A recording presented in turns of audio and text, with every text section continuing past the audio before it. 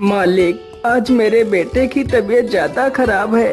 कृपा कर मुझे 200 रुपए दे दीजिए। मैं आपके यहाँ पर काम करके आपके सारे पैसे चुका दूंगा। अरे नहीं हरीराम, मैं तुम्हें पहले पैसे नहीं दे सकता। यदि पहले पैसे चाहिए तो तुम्हें मेरे पास कुछ गिरवी रखना पड़ेगा। लेकिन मालिक, मेरे पास तो कुछ भी नहीं है जो मैं तुम्हारे पास कुछ गिरवी रखूं। नहीं हरीराम, तुम्हारे पास तुम्हारा खेत तो है। तुम उस खेत को मेरे पास गिरवी रख दो। जब तुम मेरे पैसे वापस कर दोगे तब मैं तुम्हारा खेत तुम्हें लौटा दूंगा। ठीक है मालिक, आप मेरे खेत को गिरवी रख लीजिए। कृपा कर मुझे पैसे जल्दी दे दीजिए। फिर वह सेठ हरीराम को पैसे दे देता है। पैसे लेकर हरीराम वहां से चला जाता है। सेठ गणपति राम बहुत ही कुटिल था, मानो उसका हृदय पत्थर के समान हो, जो लोगों की मजबूरियों का फायदा उठाता था। उसके पास काफी सारे लोग काम करते थे। उसी गांव में एक मोहन नाम का लड़का रहता था, जो बहुत ही मेहनती था। उसके पास एक छोटा सा खेत था।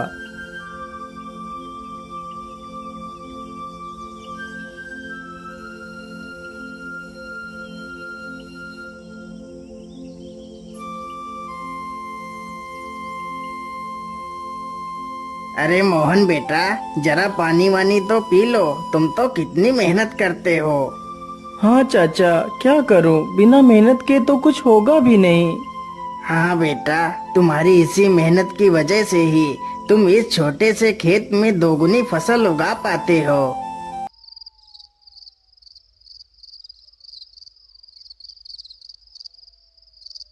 मोहन अपने बूढ़े माता पिता के साथ ही रहता था।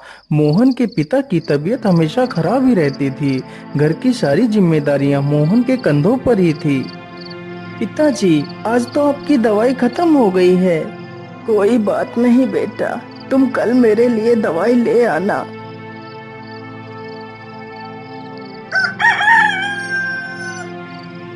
मोहन सुबह उठकर अपने पिता के लिए दवाइयां ले आता है।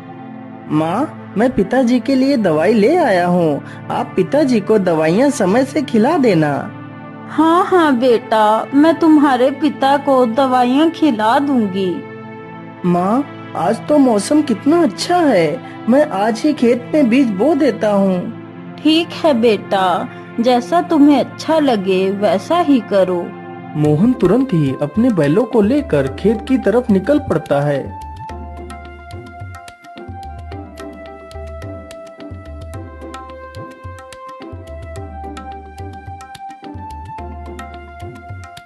हर्र, चल चल चल चल चल, आज हमें इस खेत को जोतना है और इसमें बीज बोना है। मोहन कुछ ही देर में सारा खेत जोत देता है और बीज बो देता है।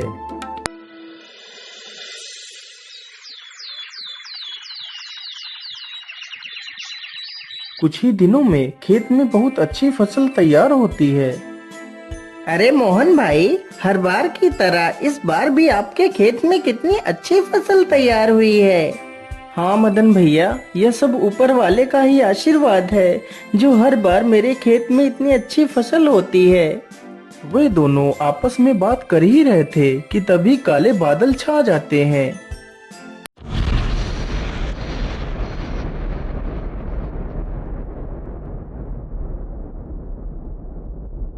अरे मोहन भाई, यह अचानक से काले बादल कहाँ से आ गए? मुझे लगता है आज तो कितनी जोर का तूफान आने वाला है। चलो जल्दी से घर चलते हैं। अरे मदन भाई, ठीक ठीक बोलो। यदि तूफान आ गया तो हमारी सारी फसलें बर्बाद हो जाएंगी। वे दोनों इतनी बात कर ही रहे थे कि तभी जोर जोर से हवाएं चलने लगती हैं और हवाओं के साथ जोर की बारिश आ जाती है। अरे ये क्या हो गया? ये तो बहुत जोर की बारिश आ गई। अरे मोहन भाई, यहाँ से जल्दी चलो, नहीं तो हम लोग भीग जाएंगे। दोनों जल्दी से एक बड़े से पेड़ के नीचे जाकर खड़े हो जाते हैं। मदन भाई, यदि ऐसे ही बारिश होती रही तो हमारी सारी फसलें बर्बाद हो जाएंगी। कुछ ही देर में बारिश के साथ साथ ओले भी गिरने लगते हैं। देखते ही देखते कुछ देर में ही सारी फसलें बर्बाद हो जाती हैं।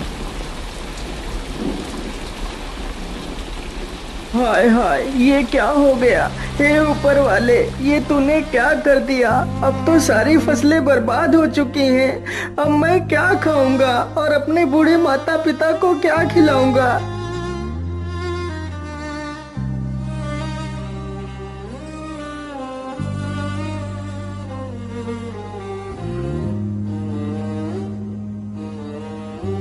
बेटा, तुम चिंता मत करो, ईश्वर पर भरोसा रखो, सब कुछ ठीक हो जाएगा। नहीं पिताजी, अब कुछ भी ठीक नहीं होगा। हमारी सारी फसलें तो नष्ट हो चुकी हैं। अब हम क्या करेंगे पिताजी? बेटा, तुम चिंता मत करो। तुम कल ही सेठ धनपति राम के घर चले जाना। वह तुम्हें काम पर जरूर रख लेंगे।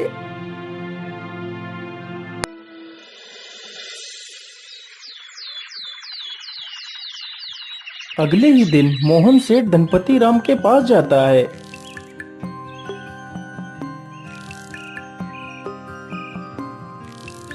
सेठ जी, मैं बहुत परेशानी में हूँ। कृपा कर मुझे किसी काम पर रख लीजिए। मोहन सेठ को अपनी सारी कहानी सुनाता है। सेठ जानता था कि मोहन बहुत मेहनती इंसान है। वह कम खेत में ही दोगुनी फसल उगा लेता है। यदि वह मोहन को काम पर रख लेगा तो उसे दोगुना फायदा होगा। लेकिन सेठ उसकी मजबूरी का फायदा उठाना चाहता था।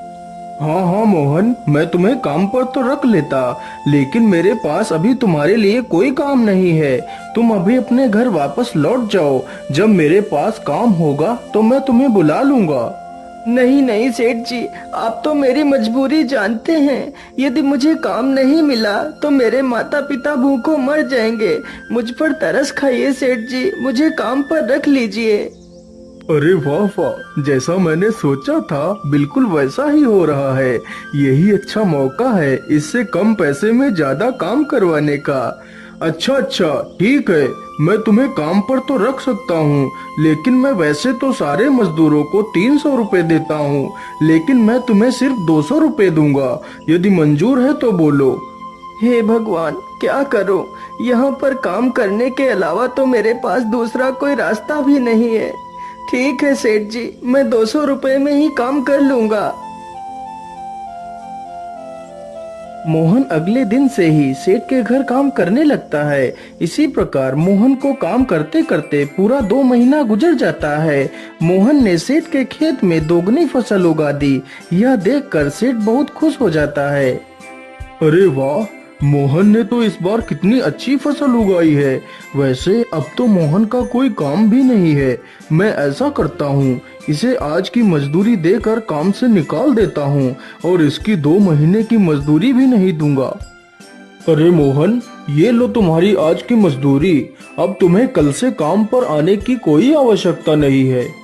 लेकिन सेठ जी, आप अचानक से मुझे काम से क्यों निकाल रहे हैं? क्या मुझसे कोई गलती हो गई मालिक? नहीं मोहन, तुमसे कोई गलती नहीं हुई है। अभी मेरे पास तुम्हारे लिए कोई काम नहीं है। जब मेरे पास काम होगा तो मैं तुम्हें जरूर बुला लूंगा। लेकिन मालिक, यदि आप मुझे काम से निकाल देंगे तो मैं भूखों मर जाऊंगा। मैं अपने पिता के लिए दवाइयाँ कहाँ से लाऊंगा? मुझ पर दया कीजिए सेठ जी। सेठ मोहन की एक बात भी नहीं सुनता और उसे काम से निकाल देता है।